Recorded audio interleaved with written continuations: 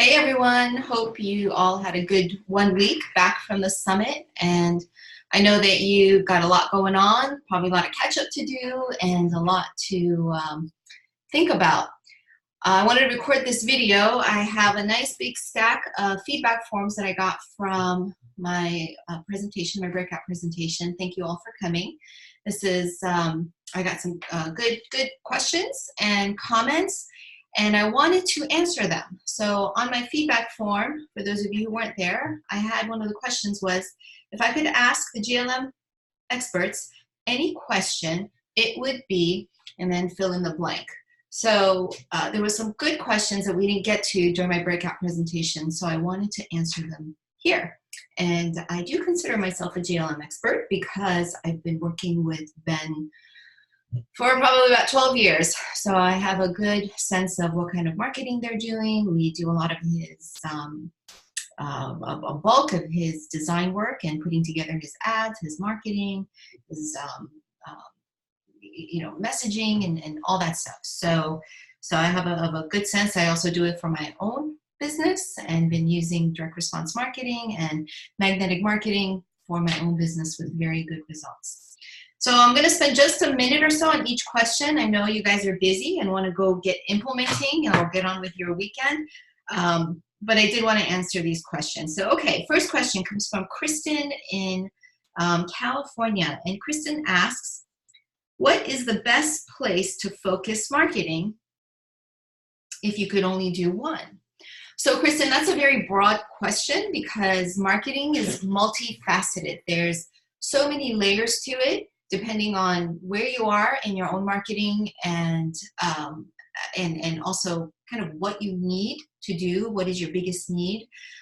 So that's a broad question, but I will say that the best place to focus your marketing, again, look at where you are right now in terms of, do you have an audience? Do you have people who are listening to you? Do you have a list of past and current and prospective clients, referral sources, friends, family? Do you have that list? Your list, your audience is going to be, for probably most of you, from what I heard when I talked to many of you during my strategy sessions, you don't have a good organized grasp of the people who you can market to. So I think for many of you, the best place to start is to assess who is willing to listen to you and who are you going to market to, and put that list together in some kind of organized way, whether in a spreadsheet or in a CRM or in, some of you have Infusionsoft. If you have a Foster website, he has a great CRM on the back end. So put that together so that you can start marketing to them.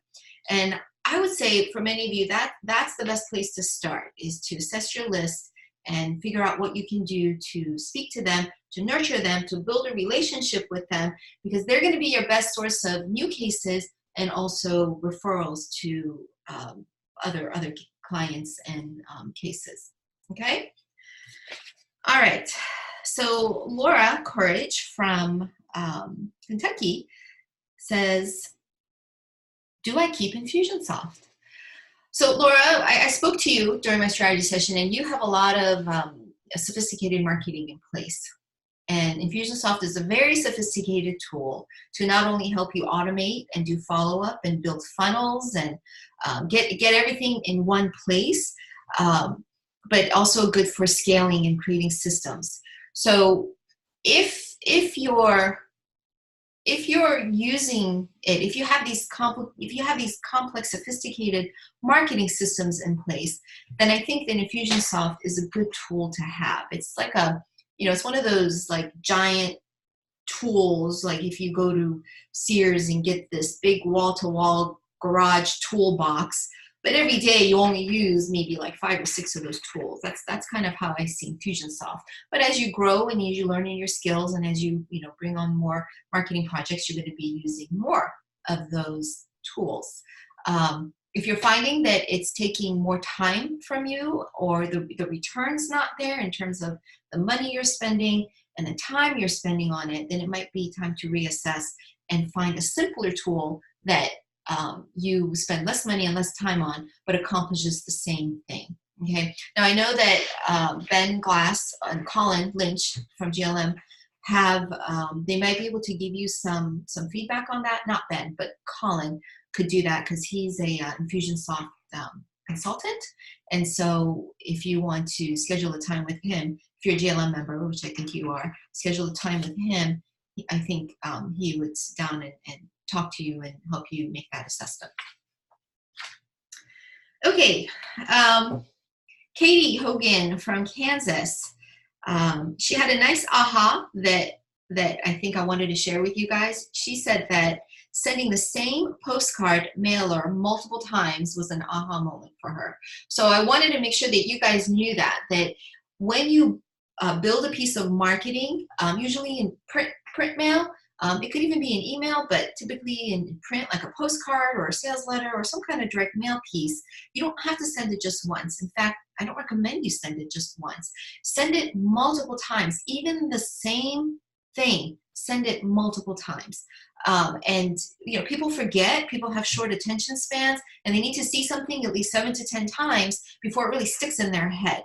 Many times someone will get a piece of marketing and they'll think it's interesting, it'll catch their attention, but then their kid runs through the door because they're injured, and they put it down, they boom, forget.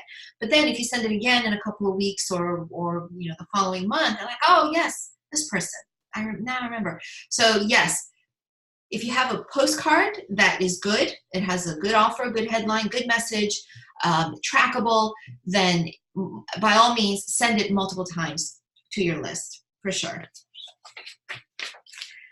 Okay, Lee Berlin from Tulsa, Oklahoma. He's a criminal defense attorney doing very well. He's one of my clients and he's seen great strides implementing the concepts and the principles that he's been learning. So congratulations, Lee. So Lee's question was about growing through satellite offices. So he wants to expand. So the marketing that he's been implementing has been doing so well, has multiplied his revenues. Now he wants to expand. Good for you, Lee. And I would say to you, and you may already be doing this, but the way to expand is to create systems. The only way that you're going to be able to scale your business is if you have repeatable, clear systems in place that you can export to these satellite offices, and you can bring in people and plug them in. Because a lot of times for immature businesses or businesses that are kind of not quite there, they built their systems around their people. So depending on what their strengths are, what they like to do, what their hours are, they'll kind of adjust how they do things based on the people. You can't do that for a business that's growing. You have to build your systems and then bring the right people, right? The right people and the right seats on the bus. I do recommend that you get this book. See, I'm reading it too. I'm building systems. I have a lot of notes in it. Traction. Okay, this is excellent book to create systems and really finally grow up as a business. Ben's been doing this the past year or so, and for his law firm, and he's seen immense strides. So build systems, get this book, and you're gonna see your growth explode. Rita from Legacy Lawyers in North Carolina.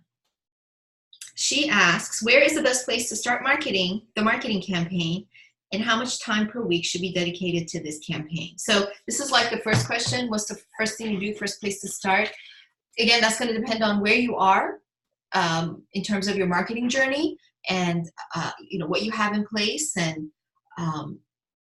so it's multifaceted. But again, for most of you, look at it in 3 ways, right? One is you need an audience. So here you've got people that are saying, yeah, I'll listen to what you're saying. Your marketing isn't going to waste on these people because they know you and they're willing to listen to you. So do you have this? You need to build it. You need to start communicating to them and nurturing them, because they're going to be your best source. This is an asset. These people here are an asset to your business. So you need to make sure that they're in a nice place where you can access them, you know about them.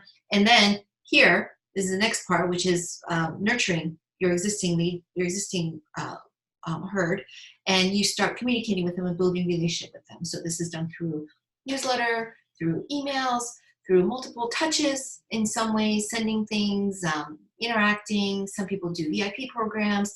Some people do client appreciation. So different things like that. So make sure that what you have right now is you're leveraging what you have right now before you bring in new shiny things.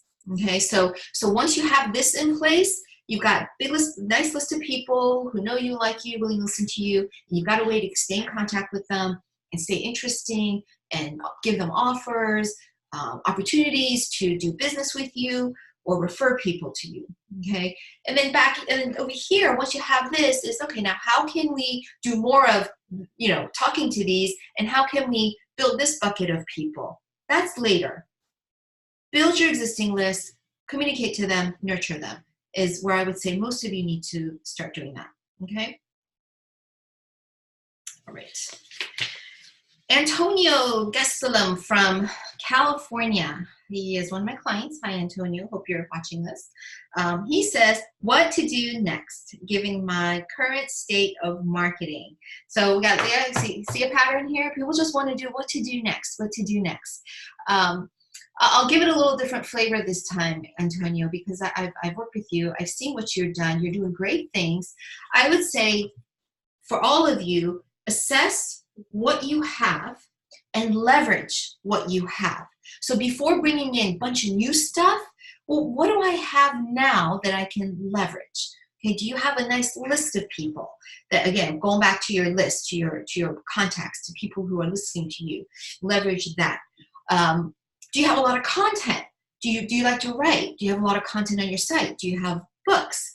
Leverage that. Repurpose that content. Start building new content, direct mail, or other things to talk to these people. Or if you want to bring new people in, create campaigns to build this list. So take an assessment. What are you good at? What are you doing well now? And use what you're doing, whether it's, again, your writing skills, your website, your content, what tools do you have, any help, human resources that you have. Start using that and leverage what you have and focus on one or two things. I think one of the pieces of advice that I gave to a lot of you when you came to my strategy session is it's not the 15 things you do, it's the one or two things that you do really well. Okay, so pick the one or two things and do them really well. Adam Rawson said that during his presentation too. Just do really good at the one or two things, and you're going to see results. And then once you start seeing results, then move on to the next thing. Lance Sharp from Texas. So different way of asking the same question. Of all the marketing weapons, which one would you start working on first? So just to reiterate, so think of it, go up 30,000 feet and look at your marketing. Do I have a list of people that are listening to me? Is it a good list? You want to grow that list. Ben currently has just under 5,000 people on his list, and this includes regular consumers, this includes attorneys, this includes referral sources, everybody who knows him is on that list. So work on building that list. You got your list, now work on creating a relationship with these people. Be entertaining, be helpful, be personable to them so that they feel like they know you and they can come to you if they ever have any legal issue, any legal need, that you're going to be the first one on their mind. Or if anybody they know, you're going to be the first one that they refer. Okay, once you have that in place, then you're going to go and start doing marketing that builds this list of people. Okay, so take an assessment of where you are, look at what you have, and use what you have before you start bringing in all kinds of new fancy things and fancy tools. All right, so let's see. We got Marilyn Weiner from Florida. So she wants recommendations for creating relationships with realtors and lenders. Now, she had a comment that said that in Florida, which I know that Florida has a lot of strict rules for lawyers advertising, that Florida rules prevent direct mail solicitations like this, and she's referring to the referral postcard that I explained during my presentation. They only allow for direct mail to current clients, past clients, or people that you already have a relationship with. So a couple of things, Marilyn. I have a attorney in Florida, very good attorney. His his name escapes me right now. It'll come to me.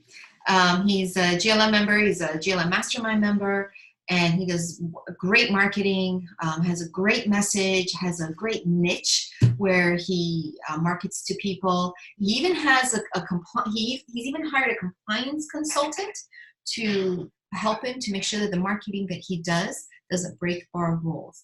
And I remember at one mastermind meeting, he reported that his compliance consultant told him that he couldn't do something that he wanted to do.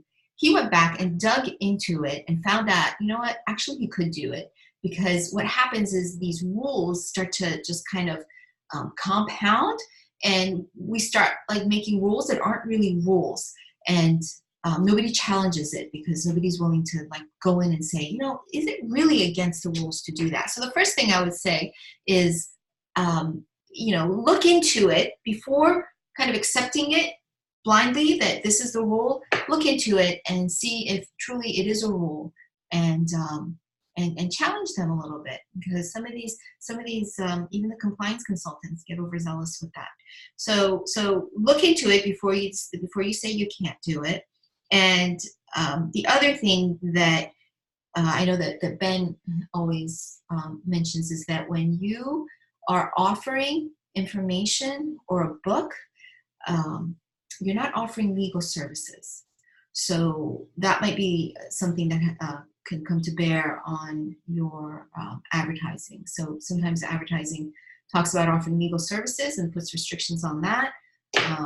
But if the advertising says that, you know, you as an attorney can't even mail to people, even not about, you know, legal services, then that might be a separate issue. So I would recommend that you look into those two things to grow your list, because it sounds like you want to add people to your list.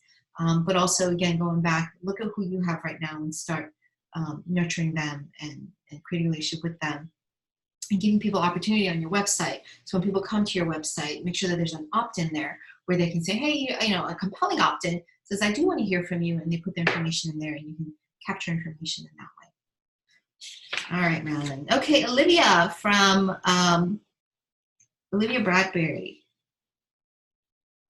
from Virginia. So Olivia, your question is the best way to get clients to retain.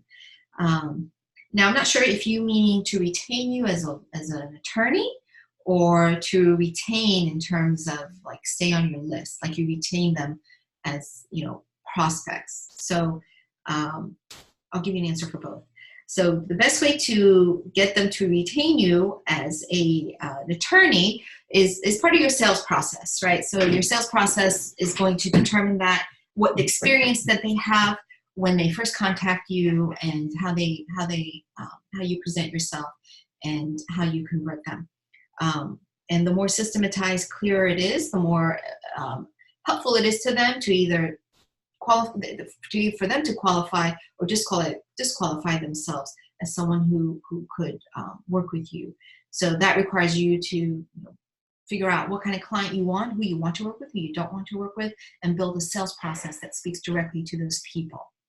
Okay, so that's for retaining. There's a little more to that as well, and somebody else asked a similar question, so I'll talk about that.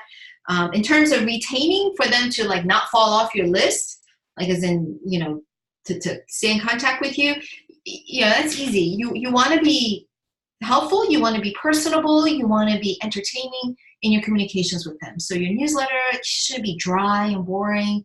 It should be personal, interesting, and other offers that you put in there. Let them get to know you so that they you know, keep listening to you and don't unsubscribe or come off your list. Vince Davis from California. He's a criminal defense attorney, and his question is, how do I raise conversions? Okay, so that was the whole retention thing. How do I increase conversions? So the one thing that I didn't say in my last answer to Olivia's question is that part of the problem might be that you don't have good leads. So you're attracting the wrong type of leads, and when you're attracting the wrong type of leads, your conversion rates are going to go down because you've got a big group of people who really aren't your ideal clients. So when you try to get them as clients, it's not going to work because you're not who they need or want, and they're not who you need or want. So that, number one, is make sure that your message is tailored so that you're speaking to your ideal client, and that when they see your marketing, your website, your letters, whatever it is, however you communicate with them, they're saying to themselves, oh yeah, this is someone I want to do work with, or you know what, this guy's not for me. So that's going to be really important. The second thing to increase your conversions is to have a very clear process when someone calls in for your services to when they meet with you. Okay, it's got to be very defined. It's got to be clear. The messaging has to be clear to them, for them to think, am I the person that should work with this law firm, or am I not? Okay, so creating a system for your sales process is going to be very, very key for that. Okay, Bob Bollinger from, let's see, I got a few more questions. Bob Bollinger from North Carolina says, help me prioritize how I could spend time and dollars given what I already have. So again, same question so many times. Maybe I should write a blog article about it. Prioritize it based on what is your greatest area of need. Where do you need to focus on? And what's going to kind of give you a fast win, quick results so that you can keep moving forward.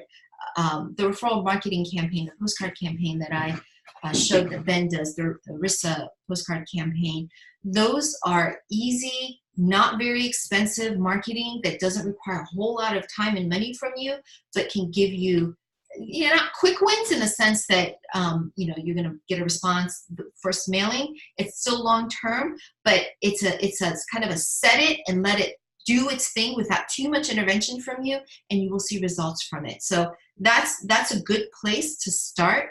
But again, take a look at what you're doing now and where, do you need to have more leads? Do you need to have more people listening to you, people in your list, or do you need to do more to contact them and just keep them engaged? Or do you need to build these people who already are on your list? Okay, so look at it in those three areas.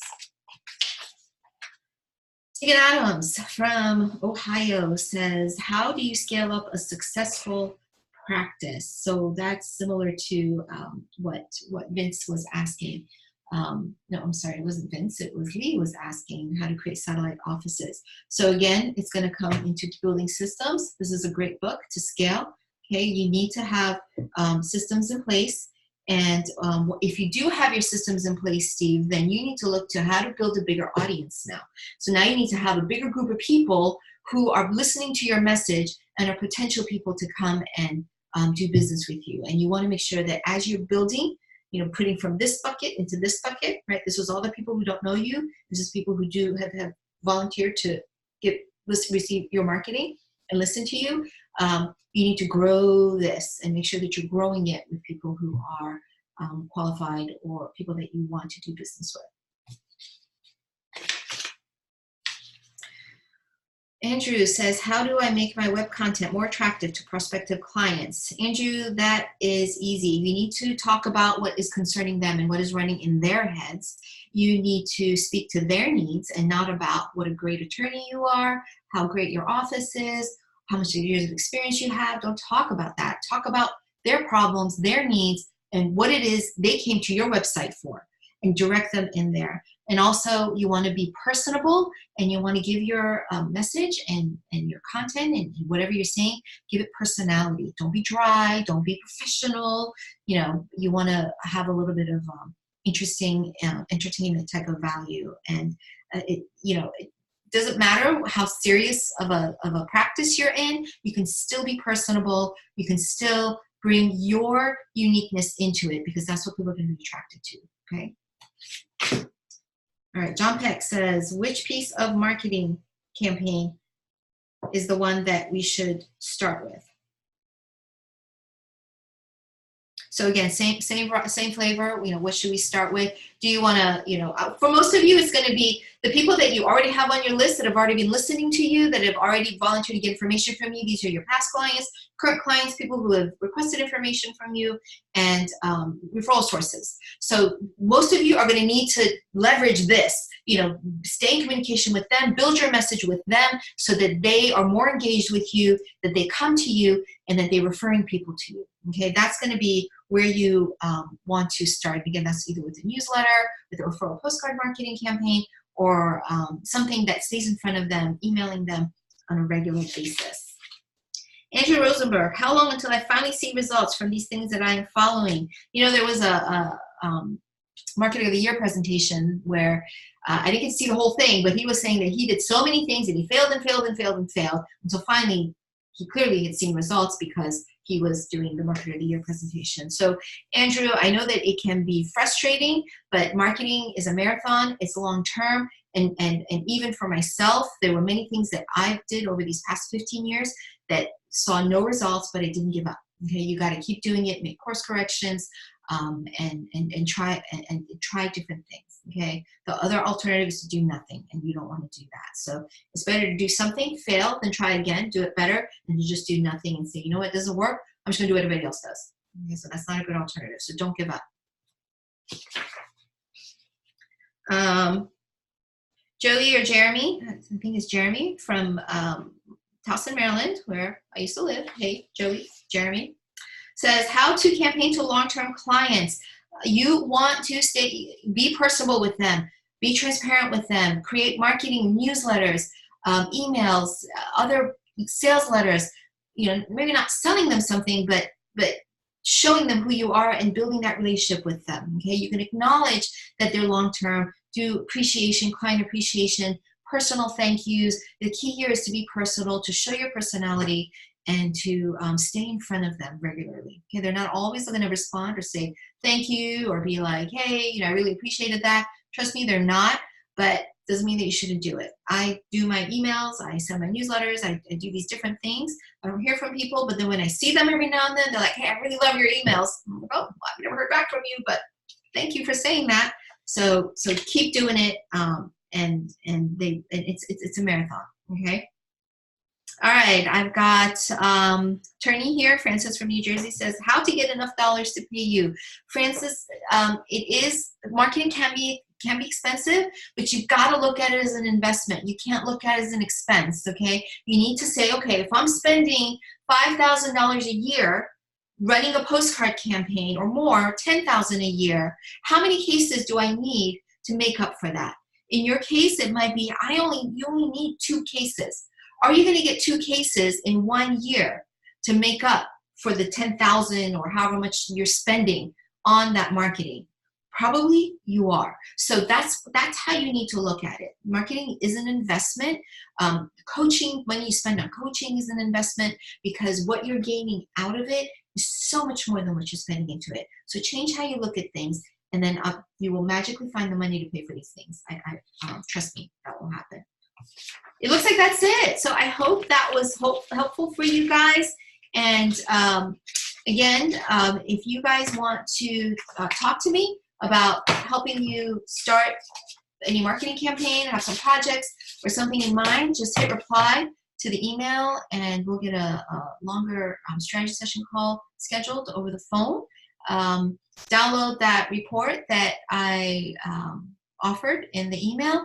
And if you want to do the referral marketing postcard, the $1 Million Direct Mail campaign, I highly recommend it. You're going to get great results. I'm going to be implementing it for myself. And it's a great way to start seeing some good results from your marketing. All right, guys. Bless y'all. Have a great weekend. I'll talk to you guys soon.